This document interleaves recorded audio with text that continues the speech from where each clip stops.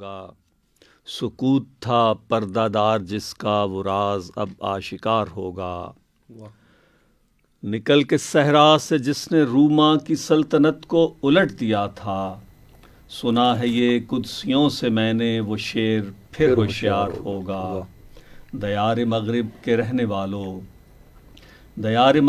رہنے والوں خدا کی بستی دکان نہیں ہے, کھرا جسے تم سمجھ رہے ہو وہ اب ذرے کم عیار ہوگا. تمہاری تہذیب اپنے خنجر سے آپ ہی خودکشی کرے گی, جو شاخ نازک پہ آشیانہ بنے گا ناپائیدار ہوگا. جو ایک تھا اے نگاہ تو نے ہزار کر کے ہمیں دکھایا, جو ایک تھا اے نگاہ تو نے ہزار کر کے ہمیں دکھایا, یہی اگر کیفیت ہے تیری تو پھر کسے اعتبار ہوگا. خدا کے عاشق تو ہیں ہزاروں, بنوں میں پھرتے ہیں مارے مارے, میں اس کا بندہ بنوں گا جس کو خدا کے بندوں سے پیار ہوگا. میں ظلمت شب میں لے کے نکلوں گا اپنے درماندہ کارواں کو, شرر فشاں ہو گیا میری نفس میرا شعلہ بار ہو. واہ جی واہ, زبردست. تو میں بتاتا چلوں کہ آپ کی نظم کے دوران ہی جو ہے واجد صاحب نے لائیو کر دیا ہے پروگرام فیس بک پہ, اور ریڈیو پہ بھی ہم آن ایئر ہیں. بس ایک تبدیلی جو آپ محسوس کر رہے ہوں گے اسکرین پہ, آج ہمارے ساتھ تشریف رکھتے ہیں ریحان حسن صاحب. سید ریحان حسن صاحب ڈائریکٹر ہیں Riphah institute of media sciences, Riphah international university میں. سر آپ کو ویلکم کہتے ہیں. شکریہ. اور آج ہمارا یہ چھٹا پروگرام ہے سر کیجول ٹاک, اور باقی کرنل اشفاق صاحب سے بھی آپ بخوبی واقف ہوں گے, اکرام سلیل صاحب بھی رائٹ فرام دا بگننگ ہمارے ساتھ موجود ہیں. اظہر صاحب آج نہیں سر آپ آئے, وہ کوئی روڈز کا پرابلم ہے وہاں پہ. اچھا, ہوا ایسا سر کہ لاسٹ جو پروگرام ہمارا ہوا تھا اس میں ضمناً نہ اقبال کا ذکر چھڑ گیا, تو ہم نے سوچا کہ اقبال کوئی ایسی شخصیت نہیں کہ ضمناً جن کو یاد کیا جائے, تو پھر ہم نے اچھا پھر اقبال کا ڈے بھی آ رہا ہے, اور اس حوالے سے پھر آج یہی کوشش ہوگی ذرا اقبال پہ زیادہ گفتگو ہو. تو یہ جو نظم ابھی اکرام صاحب نے پڑھی ہے علامہ اقبال کی, اس پہ میں چاہوں گا کہ کرن صاحب تھوڑا اس پہ کچھ. علامہ اقبال کے کلام میں سب سے بڑی بات تو یہ ہے کہ انہوں نے اپنا جو زیادہ تر کلام کہا ہے جی وہ فارسی میں کہا ہے. ان کے کوئی 15,000 اشعار ہیں ٹوٹل, اور اس میں سے غالباً 8,000 یا 9,000 اچھی طرح سے یاد نہیں ہے وہ فارسی میں ہیں. یعنی 15,000 میں سے 8 یا 9,000 فارسی میں ہیں اور باقی اردو میں ہیں. اور وہ خود یہ کہا کرتے تھے کہ میرا جو اصل کلام ہے وہ فارسی میں ہے, اور وہ یہ کہتے تھے کہ اردو زبان جو ہے یہ میرے خیالات کی متحمل نہیں ہو سکتی. یعنی اردو زبان کو آپ دیکھیں نا کہ یہ تقریباً 1,000 برس اس کی عمر ہے.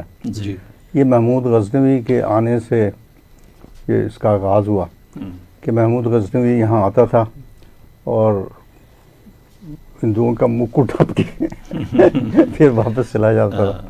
یہ بعد میں پھر سر اٹھا لیتے تھے. تو اس پہ پھر اس نے مجبور ہو کے اپنی ایک فوج وہ اس نے لاہور میں رکھ دی, مستقل رکھ دی. اچھا, اب وہ اس کے ساتھ جو اس کے دستے تھے ان کے اندر عربی بولنے والے بھی تھے, فارسی بولنے والے بھی تھے, اور لوکل لوگ بھی اس میں ریکروٹ ہو گئے تھے, تو وہ ہندی بولنے والے تھے. تو وہ آپس میں اپنے کمیونیکیشن کے لیے پھر وہ یہ کرتے تھے کہ کسی نے اس کا لفظ اٹھا لیا, کسی نے اس کا لفظ اٹھا, اس طرح سے پھر وہ ان کے ان تینوں چاروں زبانوں کو ملا کے یہ اردو وجود میں آئی. اور اردو یہ ٹرکش زبان کا لفظ ہے اور اس کا مطلب ہے لشکر. جی, بلکہ میں ایک دفعہ ٹرکی گیا تھا, بالکل, تو وہاں مجھے جانا پڑا کسی یونیورسٹی میں. میں اصحاب کہف کے غاروں کی تلاش میں گیا تھا, تو وہاں میں یونیورسٹی میں گیا تو وہاں میں نے ان سے پوچھا کہ سر ہم بڑے عرصے سے لوگوں کو یہ پڑھا رہے ہیں کہ اردو ترکی زبان کا لفظ ہے, اس کا مطلب لشکر ہے, تو آپ تصدیق تو کریں کہ اس کا مطلب لشکر واقعی ہے کہ نہیں. تو انہوں نے تصدیق کی کہ ہاں یہ اس کا مطلب لشکر ہی ہے.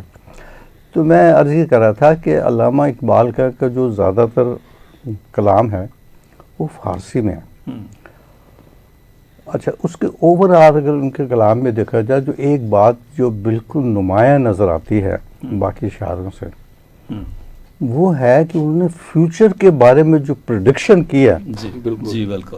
کہ آنے والے واقعات کے بارے میں انہوں نے جو پیشون گوئی کی جی جی وہ بالکل 100% درست ثابت ہوئی. جی جی انہوں نے افغانستان کے بارے میں کہا تھا، کشمیر کے بارے میں کہا تھا، کشمیر کے بارے میں یہ کہا تھا جی. کہ اصل میں یہاں پر آزادی کی لہر ہم، اس وقت اٹھے گی جی جب یہ سینٹرل ایشیا کی ریاستیں اب آزاد ہوں گی. ہم، ہم. ہم، آپ اندازہ لگائیں کہ یہاں کے لوگوں کو پتہ ہی نہیں تھا کہ سینٹرل ایشیا کی ریاستیں کون سی. جی جی 5 ریاستیں تھیں جس میں کرغیزیہ تھا، کرغستان تھا، جی جی ازبکستان تھا. جی بابر واز این ازبک، جی بابر ازبک تھا، اور وہ وہاں ایک وادی تھی وادی فرغانہ، وہاں وہ پیدا ہوا تھا. ہم، اور اس کے علاوہ یہ قازقستان ہے، ہم، اور اس طرح سے یہ 5 ریاستیں تھیں. اور باقی جب یہ U S S R disintegrate ہوا اور یہ ریاستیں 70 سال کے بعد آزاد ہوئیں، ہم، تو آپ دیکھیں کشمیر میں جو صحیح معنوں میں تحریک آزادی اٹھی ہے ہم، وہ ان کے بعد ہی اٹھی. ہاں بالکل یہ علامہ اقبال نے کہا. بالکل. اسی طرح سے افغانستان کے بارے میں ان کا ایک شعر ہے جو مجھے صحیح طرح سے ابھی یاد نہیں ہوگا. بھٹی صاحب آپ کو یاد ہاں ہوگا. آپ کو شاید وہ یاد ہوگا ایک کہ افغانستان کے بارے میں جو فساد ہے prediction وہ- تھی جی کہ ہارٹ آف ایشیا کا لفظ استعمال Heart کیا کہ of جو نا دل ہے قلب کا. ایشیا، ہاں جی. قلب ایشیا، اور اس کے وہ ایک شعر وہ مصرع مجھے یاد ہے کہ فساد او فساد آسیہ، فساد آسیہ. کہ جو بالکل اگر افغانستان کے اندر فساد ہوگا تو پورا ایشیا اس سے متاثر ہوگا. بالکل وہاں پر. صحیح.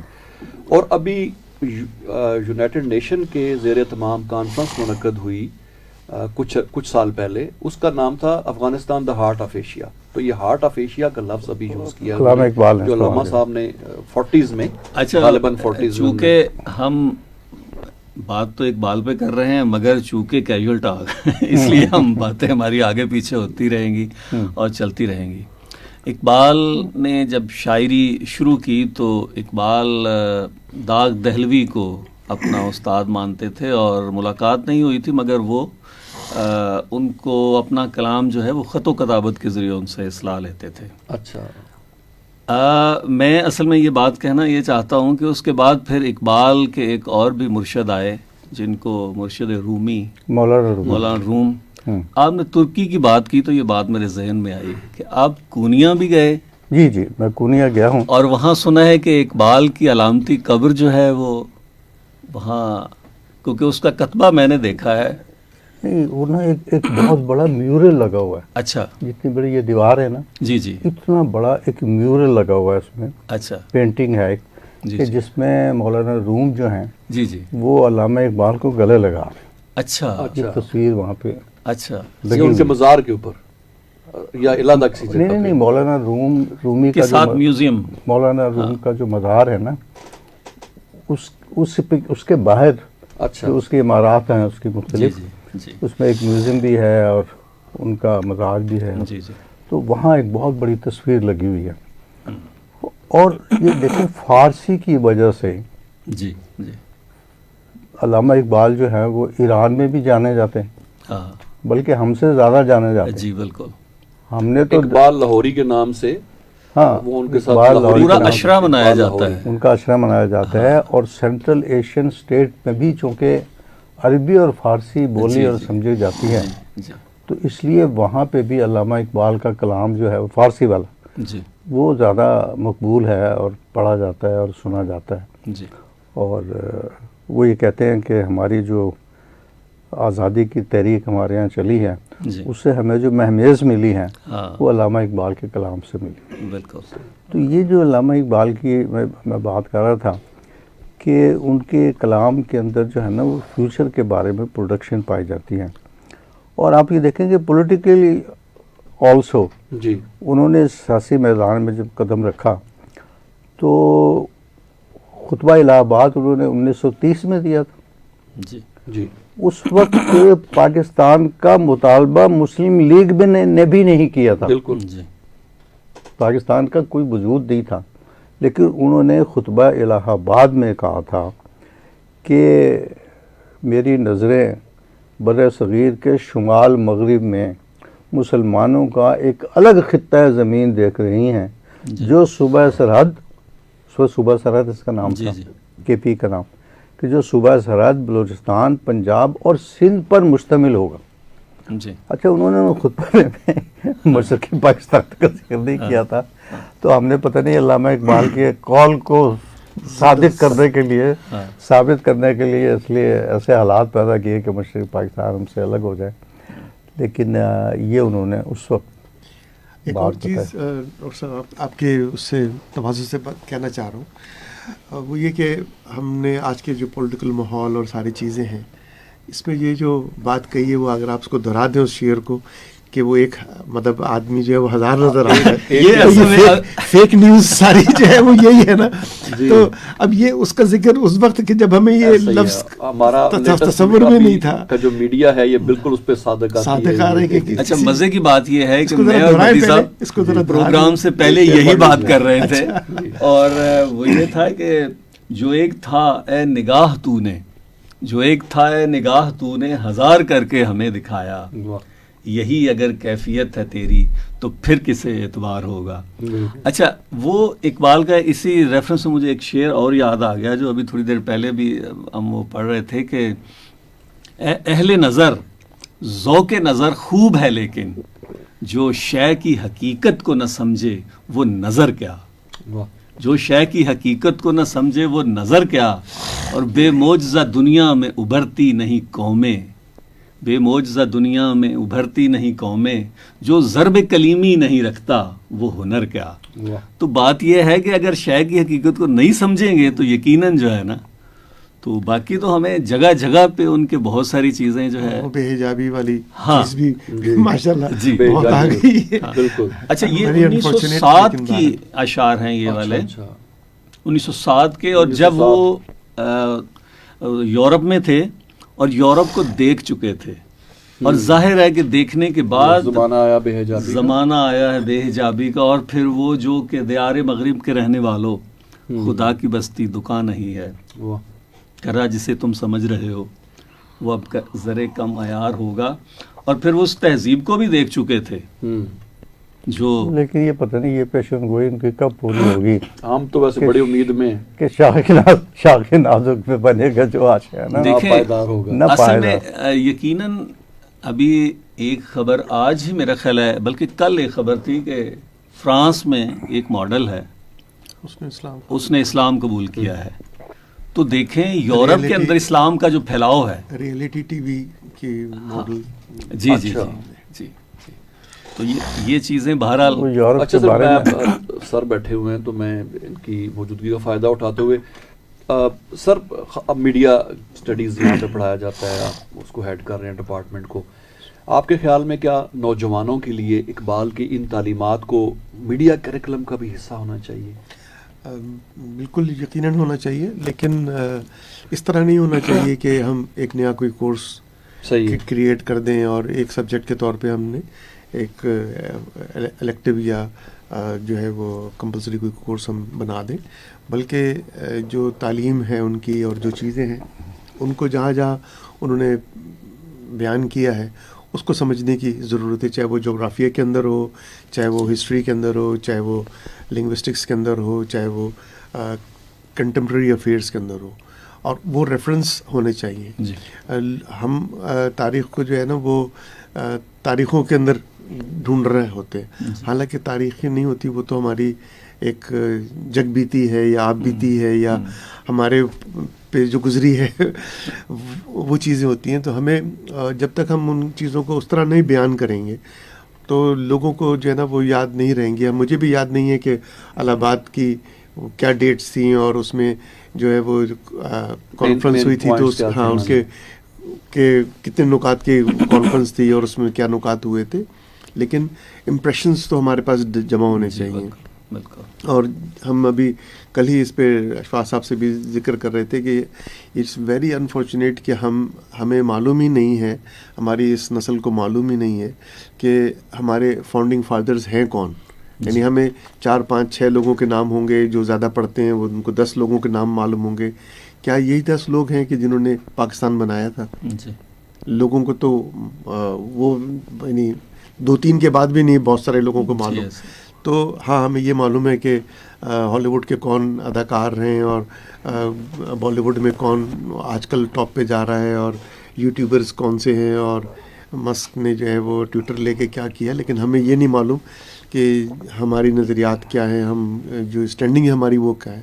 تو اس لیے یہ ضرور موضوع ہونا چاہیے, لیکن کسی ایک نئے سبجیکٹ کے طور پہ نہیں, بلکہ اس کو ہمارے پاکستان اسٹڈیز کا حصہ بنایا جا سکتا ہے, ہر سبجیکٹ کا حصہ بنایا جا ابھی پچھلے دنوں میں میری جنرل ارشد محمود سے بات ہوئی, لیفٹیننٹ جنرل ارشد محمود, یہ بڑے بہادر افسر تھے اور ستارہ جرأت بھی تھے, جی اور یہ پنجاب یونیورسٹی کے وائس چانسلر بھی رہے. جی اور یہ بڑی حیرت انگیز بات ہے کہ ایک فوجی ہونے کے ناطے جی ایک ایکیڈیمکس میں جا کے, اور انہوں نے 8 سال تک وہ وائس چانسلر رہے. اس سے پہلے صرف 2 فوجی افسر تھے جو اس سے پہلے پنجاب یونیورسٹی, یعنی پنجاب یونیورسٹی کا آپ دیکھیں کتنی پرانی تاریخ ہے کہ پنجاب یونیورسٹی 1882 میں قائم کی گئی تھی. 1882 میں, جی آپ دیکھیں 140-50 سال ہو گئے اس کو. تو اس میں صرف ان سے پہلے صرف 2 فوجی تھے جو وائس چانسلر رہے, ایک لیفٹیننٹ کرنل وہ انگریز تھا کوئی, اور ایک اور تھے لیفٹیننٹ جنرل صفدر حسین. جی لیکن ان کا عرصہ جو تھا وہ میرے خیال 2 یا 4 سال تھا. یہ جنرل ارشد واحد آدمی ہیں جو 8 سال تک وائس چانسلر رہے. جی ایک اور سویلین بھی تھے, وہ بھی 8 سال تک رہے تھے. جی وہ میں پچھلے دنوں گیا تھا تو میں نے ان کا انٹرویو کیا, تو وہ میں نے انہیں بتایا, میں کہ سر یہ بڑی عجیب بات تھی کہ آپ فوج میں تو خیر ہمیں پتہ ہے کہ آپ جو کرتے رہے ہیں, ادھر جب آپ گئے تو اکیڈیمکس میں تو سب سے کیا آپ کو یونیک بات کوئی نظر آئی؟ انہوں نے کہا یار سب سے یونیک بات مجھے یہ نظر آئی کہ میں نے جا کے ان کے کورسز کا مطالعہ کرنا شروع کیا کہ کیا پڑھاتے ہیں ان کو, کیا نہیں پڑھاتے. تو آئی واز سرپرائزڈ کہ علامہ اقبال کہیں بھی نہیں ہے بی ایس سی کے ایف ایس سی کے کورسز میں. یونیورسٹی میں تو خیر بی ایس سی سے ایم اے شروع ہوتے ہیں. کہتے ہیں کہ مجھے 6 مہینے لگے ان کو یہ کنونس کرنے میں کہ علامہ اقبال کے کلام کو پاکستان اسٹڈیز کا حصہ بنایا جائے. تو انہوں نے پھر الٹا مجھ سے سوال کیا کہ آپ بتائیں, آپ رفاعی انٹرنیشنل یونیورسٹی میں رہے تو ان میں کہیں ہے علامہ اقبال؟ میں کہ نہیں سر, علامہ اقبال کیا, ہم نے تو اس فارسی ہی کو دیس نکالا دے دیا جو اقبال کے یا غالب کے کلام کو سمجھنے میں کوئی مدد دے سکتا تھا. یہ ایک بڑی انفارچونیٹ. اچھا, فارسی کے بارے میں سر میں نے دیکھا ہے, میں نے اس کو ایک چھوٹے سے سبجیکٹ کے طور پہ کہیں پڑھا تھا فارسی کو. اچھا, ایک اچھی اردو جاننے والا بندہ بڑی آسانی سے فارسی سیکھ سکتا ہے کہ اس میں خاص طور پہ اگر ہم ویکیبلری دیکھیں تو میرے خیال میں کچھ 70% کے آس پاس تو کامن ویکیبلری وہی الفاظ ہیں, وہی الفاظ ہیں. اچھا, وہ نصاب کی بات ہو رہی تھی اور کہ نئی نسل کو, اس کا ایک بڑا عجیب و غریب واقعہ ہمارے ساتھ ہوا, اور میں سمجھتا ہوں کہ اگر ہم اقبال کو نئی نسل کے ساتھ روشناس نہیں کروائیں گے تو پھر ہمارے ساتھ اس طرح کے واقعات ہوں گے. ایک نوجوان ہمارے پاس آیا جاب کے لیے, ایم بی اے اس نے کیا ہوا تھا.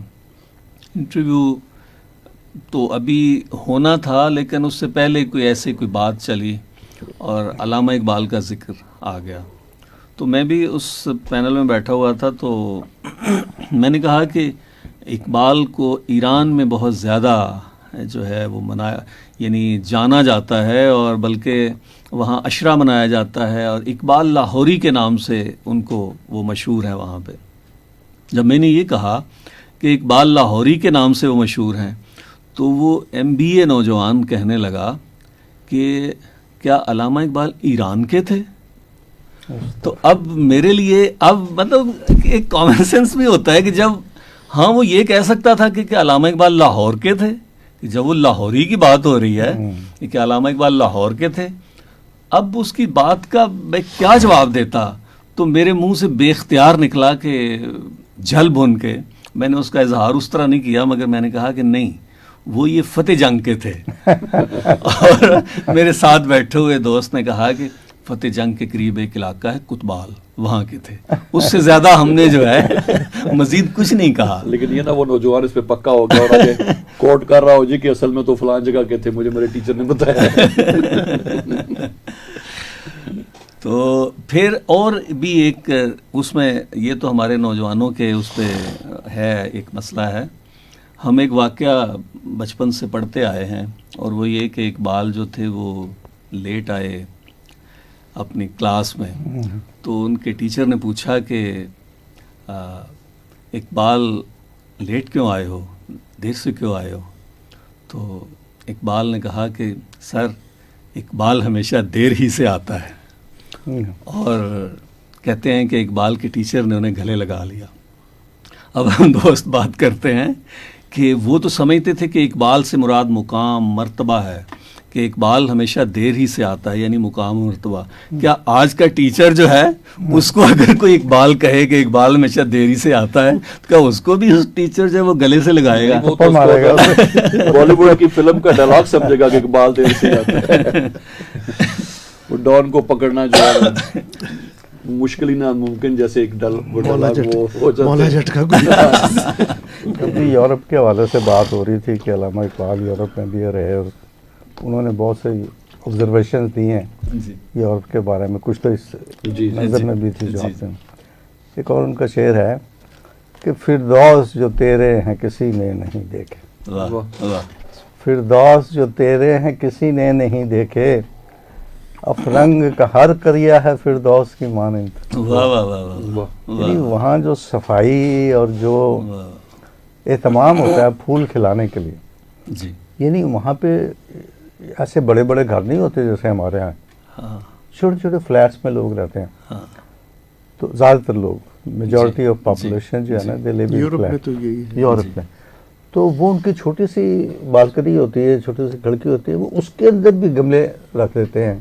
اور وہ گملے جو ہے نا وہ اس کے اندر بیلیں لگاتے ہیں تو وہ لٹک رہی ہوتی ہیں, اور اگر آپ سڑک سے گزریں تو وہ بڑا خوبصورت ہے. تو وہ مجھے علامہ اقبال کا وہ شعر وہاں یاد آتا رہا کہ فردوس جو تیرے ہیں کسی نے نہیں دیکھے, افرنگ کا ہر کریا ہے فردوس کی مانند.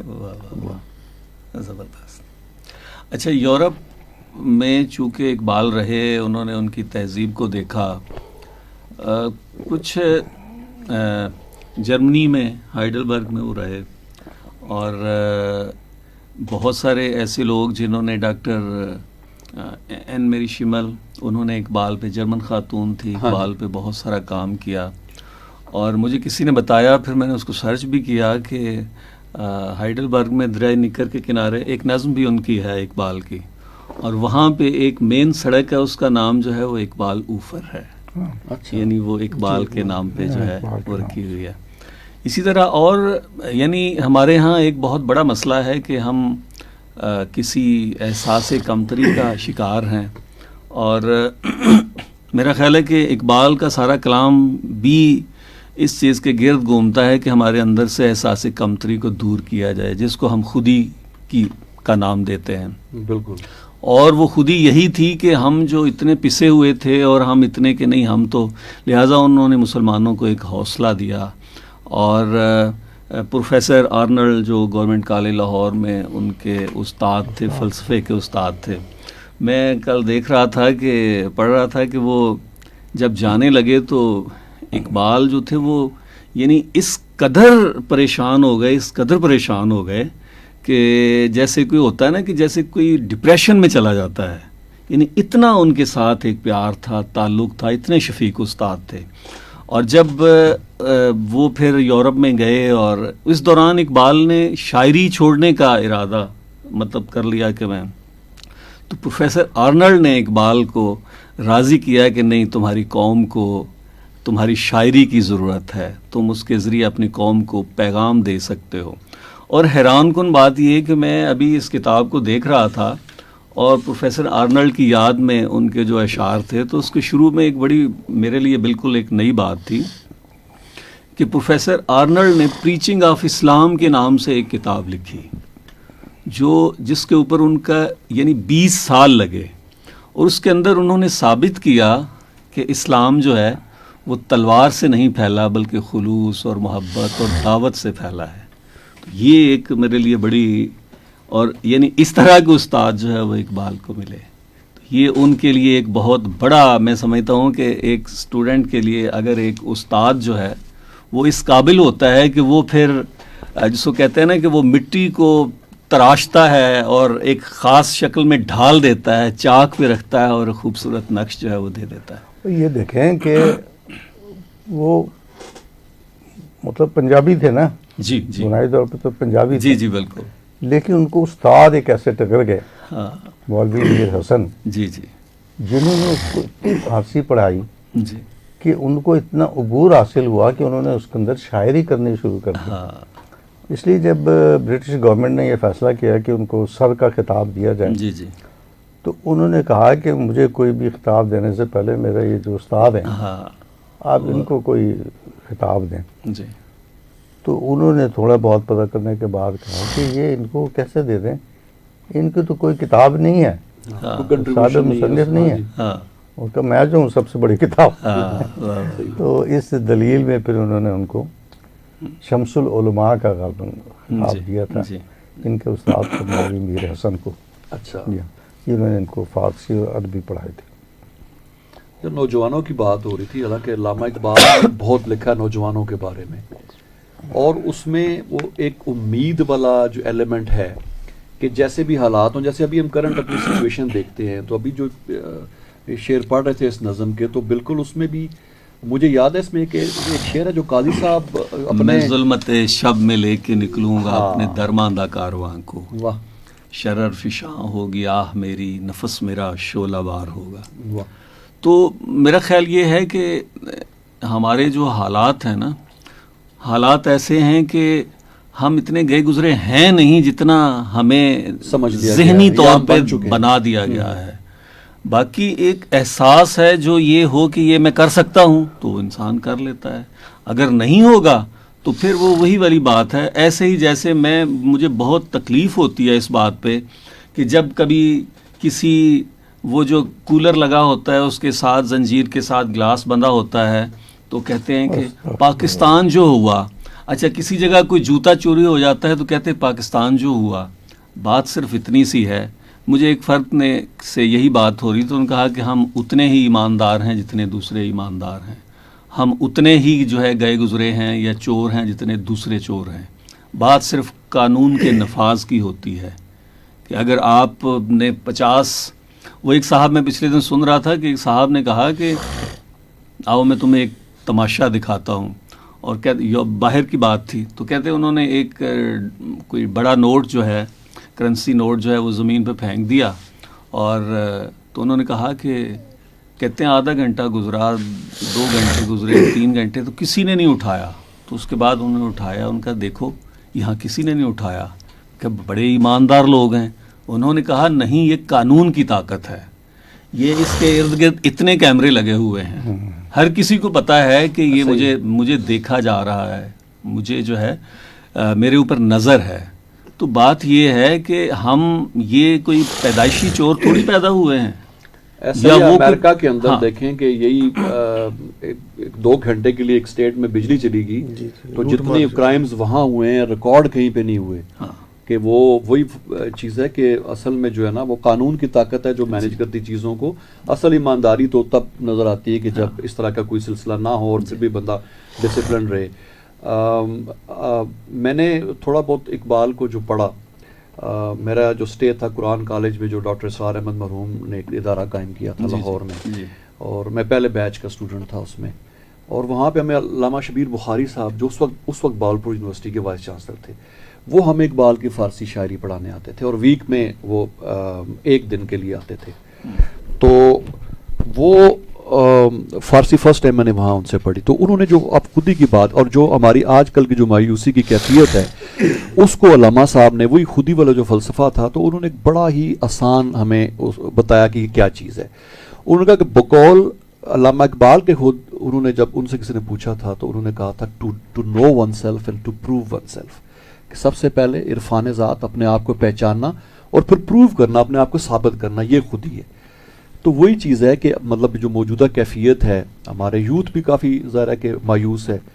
تو اصل میں یہ ہے کہ جو پوٹینشیل اللہ تعالیٰ نے دیے ہوئے ہمیں، اگر ہم اس کو پہلے پہچان لیتے ہیں اور پھر اس کو پروو کرتے ہیں تو اس چیز سے نکلا جا سکتا ہے. میرا خیال ہے کچھ سوالات بھی شاید پہنچے ہیں یا ہاں جی، تجاویز ہمیں آئی ہیں سوشل یا- میڈیا پہ، ہمیں فیس بک پہ آصم خزین ہیں، نعیم شاہ ہیں ریاض سعودی عرب میں، شکیل احمد ہیں، انہوں نے پروگرام کو پسند کیا ہے جی. اور سوالات آئے ہیں کہ سوشل میڈیا پر جو اقبال کے حوالے سے بڑے غلط شیئر، وہ جو بھی شیئر اس کے ساتھ اقبال لگا دیا، فراز لگا لیا، تو یہ ایک بڑا غلط طرز عمل ہے. وہ کئی دفعہ تو بندہ سوچتا ہے کہ علامہ اقبال کا اتنی بے وزن شاعری کہہ سکتے ہیں جس طرح کے لکھ کے بھیج دی گئی ہے وہاں. اور دوسرا یہ کہ ہم اقبال ڈے جو ہے وہ آبزرو کرتے ہیں، سیلیبریٹ کرتے ہیں، تو کیا صرف ایک دن منا دینا کیا کافی ہوتا ہے اقبال کو یاد کرنے کے لیے؟ یا اصل میں میرا خیال ہے کہ ہمیں کچھ نئی چیزیں کرنی چاہیے، اور اگر ہم دن منانے اور نہ بنانے پہ تو میری کوئی فتویٰ نہیں ہے اس کے اوپر، لیکن اصل چیز یہ ہے کہ دیکھیں، ہم اکثر یہ بات کہتے ہیں کہ جی ہمیں سینٹرل ایشیا سے تعلقات بہتر کرنے چاہیے، ہمیں افغانستان سے کرنے چاہیے، ایران سے. یہ ہمارے ایسے پڑوسی ہیں جہاں پہ اگر ہم ٹھیک سے کام کر لیں تو یہ ہو.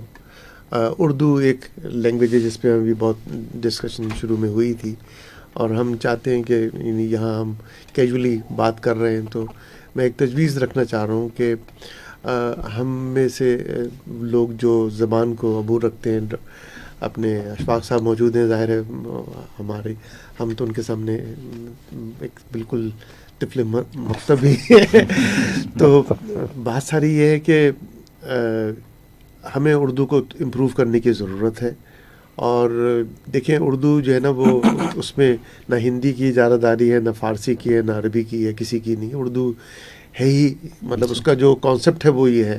اگر آج کل انگریزی کے الفاظ آ گئے اس میں، تو اس میں ہمیں پریشان ہونے کی بات نہیں ہے. اگر ہم اس کو ذرا سا اس طرح سوچیں کہ ہم نے ایک پاکستان، افغانستان، جو سینٹرل ایشین ممالک کے درمیان ایک زبان کریٹ کرنی ہے جو کمیونیکیشنز کی لینگویج ہو، تو ہم اردو کو تھوڑا سا ہمارے حساب سے ڈائلیوٹ کریں اور ان کے حساب سے ایکسیپٹ کر لیں. ابھی میں افغانستان گیا تو وہاں سڑکوں پہ ایک بورڈ لگا ہوا تھا، سبقت ممنوع، مطلب over taking is not allowed. تو کتنا پیارا لفظ ہے. اب اس میں ظاہر ہے فارسی اور دری اور جو ہے وہ ان سارے الفاظ بھی آ رہے ہیں، اور ہمارے لیے بھی ایکسیپٹیبل ہے. تو یہ ساری چیزیں جو ہے نا وہ بہت ضروری ہیں کہ اگر ہم نے کمیونیکیشنز کرنی ہے. دیکھیں یہ دنیا جو ہے نا وہ اس طرح کے ولیجز بنا رہی ہے، اور انگریزی ہم پہ بہت زیادہ مسلط ہو گئی ہے. کہیں کچھ اپنے افریقہ کے بہت بڑا ایریا ہے جہاں فرینچ بہت زیادہ وہ ہو گئی ہے. تو ہمیں بھی اپنا ایک جو ہے نا وہ ایک کرنا چاہیے. انڈیا کے اندر یہ ہوا کہ انہوں نے جو ہے وہ اپنی فلموں کے اندر جو ہے وہ ہندی مکس کرنے کی کوشش کی اور ہندی کو ڈائلیوٹ کیا اردو کے اندر. اب وہ خود پریشان ہے کہ ان کی ہندی بہت خراب ہو گئی ہے. اور ابھی پچھلے دنوں بنارس کا رزلٹ آیا تو تقریباً 90% بچے جو ہیں وہ ہندی میں فیل ہو گئے. تو یہ اردو کا کمال ہے. ٹھیک ہے، اس کو ہمیں سمجھنا چاہیے کہ اگر ہم نے اپنے میسج کو، اپنے نریٹو کو دنیا بھر میں پھیلانا ہے، یورپ میں پھیلانا ہے، امریکہ میں پھیلانا ہے، کینیڈا میں پھیلانا ہے، تو ہمیں اس لینگویج کو اور مضبوط کرنا چاہیے، اور اس کو تھوڑا سا اور جو ہے نا وہ یعنی اس میں اور نئے سے نئے الفاظ کو لینا چاہیے. آپ کو پتہ ہی ہوگا ڈاکٹر کہ ہر سال جو ہے وہ اپنے جو اپنے انسائکلوپیڈیا میں بھی اور برٹش انگلش کی اپنے ڈکشنریز کے اندر بھی نئے انگریزی الفاظ متعارف کرائے جاتے ہیں. ہمارے یہاں بھی یہ کام ہونا چاہیے، اور ہمیں نئے الفاظ جو ہیں وہ ہر سال جو ہے وہ ہم یہ 2000 الفاظ نئے لے کے آئیں، اور ہم یہ کوشش کریں کہ اردو کو جو ہے نا وہ بالکل پھیلا دیں. آپ کو پتہ ہے کہ جب پاکستان سے بہت بڑی تعداد میں لوگ اپنے مڈل ایسٹ میں جانا شروع ہوئے تو وہاں بھی اردو ایک کامن لینگویج کے طور پہ ہو گیا. عربی بھی اردو کو بولتے ہیں. تو یہ ہماری خوبصورتی ہے اس لینگویج کی کہ یہ لینگویج بنی ہی کمیونیکیشنز کی ہے. ہمیں اس کے اندر کسی چیز پہ جو ہے نا وہ یہ نہیں ہونا چاہیے کہ ہمیں کوئی پریشانی ہو. ہم جو بڑے لوگ ہوتے ہیں نا ان کو وہ ایکسیپٹ کر لیتے ہیں. ہمیں بڑا بننے کی کوشش کرنی چاہیے. ہم جو ڈپریس ہیں, جو آپ نے بات کی ہے کہ ہم اس کمپلیکس سے باہر نہیں نکل رہے ہیں, تو ہمیں وہ نکلنا چاہیے. ایک دفعہ ہم نکلیں گے تو ہم دیکھیں گے کہ پورا مڈل ایسٹ ہماری لینگویج بول رہا ہوگا, سینٹرل ایشیا میں بول رہا ہوگا, وہ ہماری لینگویج نہیں ہوگی, وہ سب کی لینگویج ہوگی. جی جی ٹھیک ہے. اب ٹھیک ہے, وہ اس کا اوریجن یہاں سے ہو گیا, اس کا اوریجن انڈیا کی کسی جگہ سے ہو گیا, وہ اس میں کوئی فرق نہیں پڑتا. بات ساری یہ ہے کہ اٹس اے کمیونیکیشن. جی بالکل. تو میرا خیال ہے ہمیں اس پہ کچھ بات بھی کرنی چاہیے, آگے کچھ کام بھی کرنا چاہیے. اصل بات یہ ہے کہ ہر زبان جو ہے نا وہ ایکسپینڈ کر رہی ہوتی ہے. جی ہر زبان یہ ایک نیچرل پروسیس ہے اس کا جی. کہ وہ ایکسپینڈ کر رہی ہوتی ہے, اور وہ ایکسپینڈ کرنے سے کچھ فائدہ بھی ہے, کچھ نقصان بھی ہے. جی فائدہ تو اس طرح سے ہے کہ جیسے عربک لینگویج ہے, جی یہ واحد زبان ہے جو کہ پچھلے 2000 سال سے تبدیل نہیں ہوئی. جی قرآن کا یہ ایک اعجاز ہے کہ اس نے اس زبان کو نا فریز کر دیا. جی فریز سے مراد یہ ہے کہ اب سے 1400 سال پہلے, بلکہ اس سے بھی کوئی 500-600 سال پہلے جو زبان بولی جاتی تھی, جی جو اسٹینڈرڈ لینگویج ہے, جی وہ آج بھی وہی بولی جاتی ہے. جی اور اگر حضور اکرم صلی اللہ علیہ وسلم کے دادا بھی اٹھ کے اگر آج آ جائیں جی تو وہ very easily he can communicate with the present Arabs. لیکن اس کے مقابلے میں یہ دیکھیں انگریزی زبان ہے کہ وہ صرف 800 سال پہلے ان کا ایک شاعر گزرا ہے, چوسر, جی اس کی ایک انگریزی کی ایک نظم ہے کینٹربری ٹیلز. کینٹربری ایک جگہ کا نام ہے, بلکہ یہ جو ملکہ الزبتھ کا جو سیریمن دیا تھا وہ کینٹربری کا جو فادر تھا اسی نے دیا تھا. تو کینٹربری بڑی مشہور جگہ ہے, تو اس کی ایک نظم ہے کینٹربری ٹیلز. لیکن اس کو سمجھنے کے لیے اس کی باقاعدہ کیس کی ضرورت پڑتی ہے, وگرنہ اس کی زبان کو ایک عام انگریز بھی نہیں پڑھ سکتا کہ اس نے کیا کہا. لیکن اس کا یہ مطلب نہیں ہے کہ عربک زبان جو ہے نا وہ ایکسپینڈ نہیں ہو رہی. نو, انہوں نے اپنے زبان کے اندر کچھ اصول رکھے ہیں جس کو وہ نئے الفاظ کو عربی میں ڈھالتے ہیں, اور اس کو کہتے ہیں معرب کرنا. معرب عین کے ساتھ ہے. معرب کرنے کا مطلب ہوتا ہے کہ اس کو عربنائز کرنا, عربی کے قالب میں ڈھالنا. اب جیسے بہت سارے لفظ ہیں, ایک جیسے ہیں سالون. میں جب سعودیہ گیا تو میں نے بازاروں میں گھومتا تھا اور ان کے میں بورڈ پڑھنے کی کوشش کرتا تھا, تو ایک جگہ میں نے دیکھا کہ سواد کے ساتھ لکھا ہوا سالون. میں بڑا حیران کہ یار یہ صلاح, میں اب عربی کے لفظ اپلائی کرنے کی کوشش کر رہا ہوں, یہ صلاح یصلو سے آئے تو اس کا تو وہ صلہ بنتا ہے ناؤن, یہ سالون کیسے بنا؟ بعد میں پتہ چلا کہ وہ جو انگلش کا سیلون ہے یہ اس کا عربی ورژن ہے.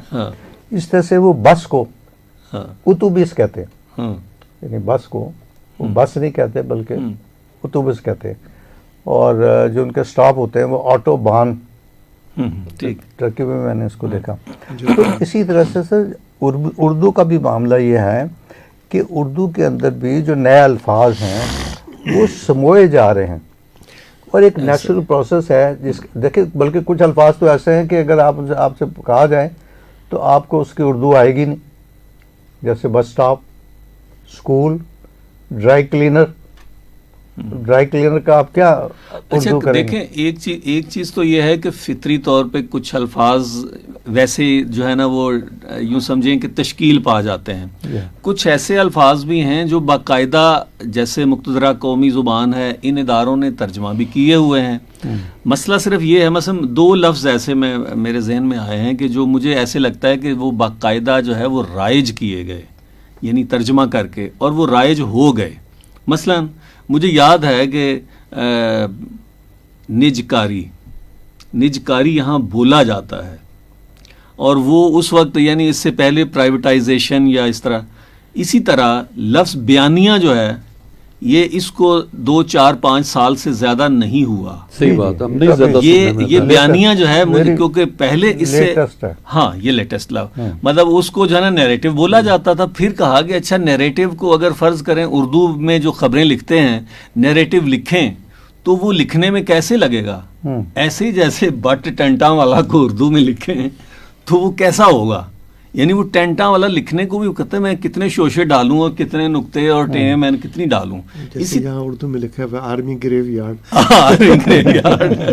وہ ایک انڈیا سے ایک آئے کافی بڑے عالم تھے, حامد نام تھا ان کا, وہ تقریر کر رہے تھے تو وہ لاہور میں ایک ہے شیران والا گیٹ, ہاں جی وہ کہیں لکھا انہوں نے, وہ پڑھے تھے شیران والا, تو یہ شیران والا گیٹ کوئی جگہ ہے لاہور میں, وہاں پہ یہ ہوا شیران والا, تو پھر اچھا یہ وہ شیران والا اس کو اس طرح سے پڑھ رہے ہیں. اچھا بٹی صاحب ٹائم مجھے لگ رہا ہے کہ اس میں ایک واقعہ رہ نہ جائے, وہ میرا خیال ہے بہت ضروری ہے, اور وہ ہے اقبال کی ایک فارسی ربائی کا ذکر. جی.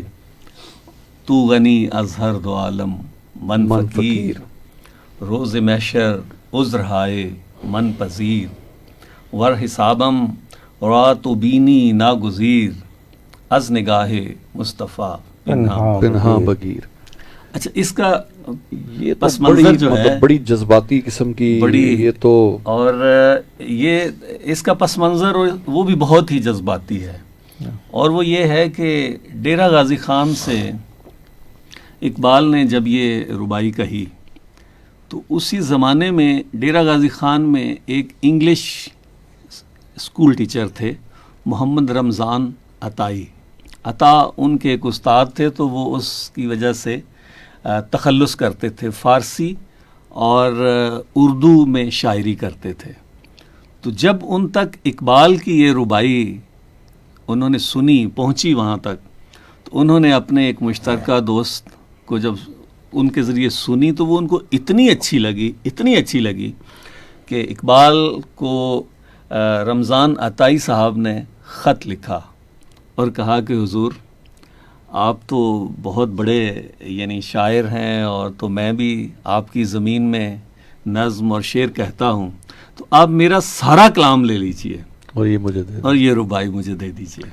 مطلب یہ تو ہم عشق رسول کی جو انتہا کہہ سکتے ہیں آپ اس ربائی کے اندر, جو خاص طور پہ جو آخری مصرع ہے. تو بٹی صاحب وہ ربائی اقبال کا خط میرے خیال میں اگر سر آپ اس کو ٹرانسلیٹ کر دیں ذرا, وہ ہم ذرا واقعہ بیان کر لیں پھر آپ اس کو ٹرانسلیٹ کیجئے گا, کہ جب وہ اقبال نے خط لکھا, جوابی خط لکھا, اور کہا کہ یہ ربائی میں نے آپ کو دی, اور پھر اقبال کی ان دنوں ارمغان حجاز کتاب چھپ رہی تھی, تو اس میں یہ ربائی جو ہے انہوں نے نہیں چھاپی, یعنی یہ ربائی اقبال کی کسی کتاب میں شامل نہیں ہے.